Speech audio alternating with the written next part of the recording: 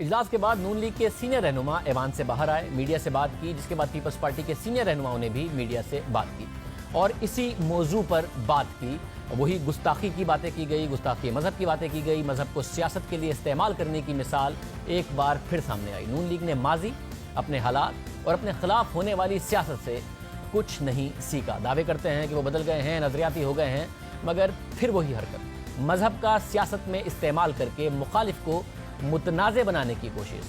زیادہ دور کی بات نہیں ہے، یہی کارڈ نون لیگ کے خلاف تحریک انصاف نے بھی استعمال کیا، دوسری جماعتوں نے استعمال کیا۔ مذہب کے نام پر سیاست کی گئی، نون لیگ کے خلاف مذہب کا استعمال ہوا۔ اس وقت اسلام آباد میں دھرنا دیا گیا، کفر کے فتوے جاری کیے گئے، ایک وفاقی وزیر کو استعفیٰ دینا پڑا، وزراء پر حملے ہوئے، احسن اقبال پر گولی چلائی گئی، خواجہ آصف پر سیاہی پھینکی گئی، سابق وزیر اعظم نواز شریف پر جوتا اچھالا گیا، مذہب کے نام پر نفرت کی سیاست کی گئی۔ اس وقت عمران خان جلسوں میں اور مختلف تقاریب میں مذہب کو بنیاد بنا کر نون لیگ پر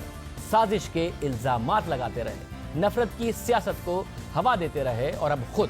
نون لیگ وہی سب کچھ کرنے جا رہی ہے۔ کہتے تھے کہ ہم اس قسم کی سیاست نہیں کریں گے، اسی طرح پیپلز پارٹی بھی اس معاملے میں پیچھے نہیں رہی۔ پیپلز پارٹی کی قیادت کا دعویٰ ہے کہ وہ پروگریسو جماعت ہے، وہ کبھی مذہب کو سیاست کے لیے استعمال نہیں کریں گے، کسی کی جان کو خطرے میں نہیں ڈالیں گے، فتوے نہیں جاری کریں گے، گستاخی کے الزامات نہیں لگائیں گے، مگر آج پیپلز پارٹی بھی یہ کارڈ کھیلتی دکھائی دی۔ کئی گھنٹے گزر گئے مگر بلاول بھٹو زرداری کی طرف سے کوئی رد عمل نہیں آیا، اپنے رہنماؤں کو نہ منع کیا، نہ ان کے بیانات سے فاصلہ اختیار کیا۔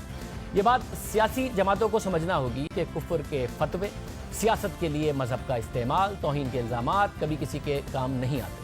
یہ وہ کارڈ ہے جو پلٹ کر آتا ہے، اس کے نقصان سے کوئی نہیں بچ پاتا، کوئی محفوظ نہیں رہ پاتا۔ وقتی طور پر شاید کوئی فائدہ ہو جاتا ہے، مگر ملک کو نقصان ہوتا ہے، معاشرے کا نقصان ہوتا ہے، نفرت پروان چڑھتی ہے،